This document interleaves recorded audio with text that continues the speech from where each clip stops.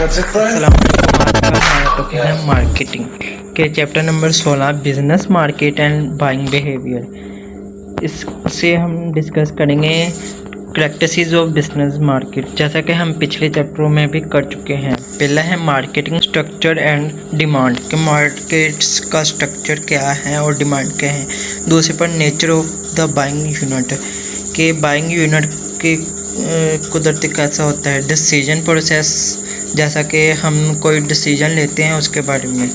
सबसे पहले डिस्कस करेंगे बिजनेस बाइंग बिहेवियर कि बिजनेस बाइंग बिहेवियर उसका बिहेवियर कैसा होना चाहिए।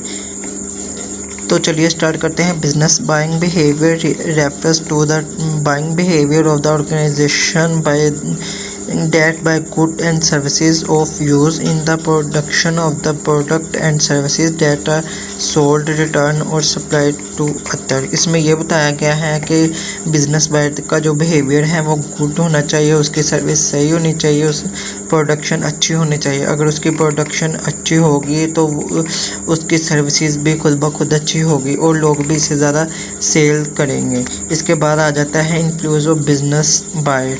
Business buyers are influenced heavily by the factors in the current and expected economic environment, such as the level of primary demand, the economic outlook, and the cost of goods money. When economic uncertainty rises, business buying cut back their new investment and attempt to alter their inventories।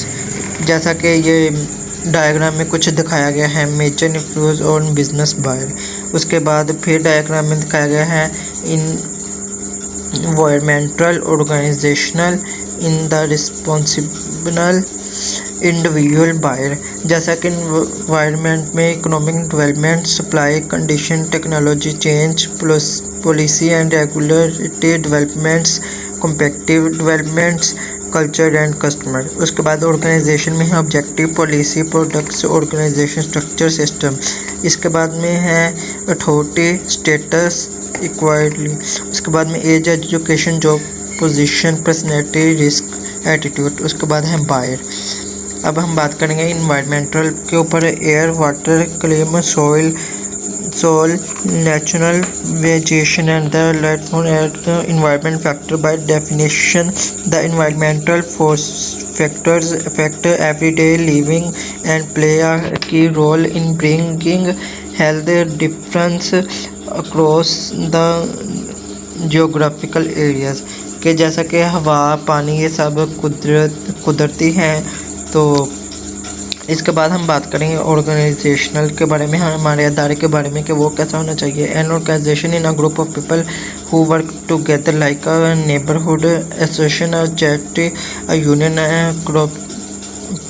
corporation। You can use the word organization to refer the group of or business or to the act of forming or establishing something. इसमें यह कहा गया है कि जो अपने हमसाए हैं, charity हैं, इनके साथ जो अदारा है इनके साथ हमारा बिहेवियर अच्छा होना चाहिए। उसके बाद हम बात करेंगे इंटरपर्सनल के बारे में। Interpersonal skills are the behaviour the techniques of a person uses to interpret with the other effectiveness। People use interpersonal skills in the time when dealing with others, whether in the workplace, in social situation or in the family। इसमें interpersonal में ये बताया गया कि अपनी family के जो मसले मसाइल होते हैं उनका बिहेवियर भी अच्छा होना चाहिए, उनका बिहेवियर ज़्यादा ओवर रिएक्ट ना होना चाहिए।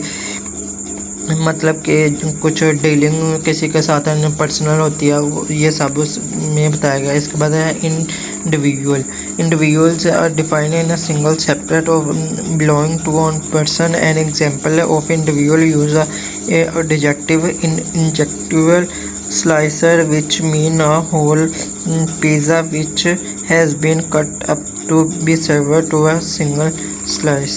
बाद में है बायर, खरीदना। कैसे खरीदना है। अब business buyer can be individual, a group, individual and institutional investor, a company in your industry और a related industry or even a competitive। The each have different practices, desired process and financial capability।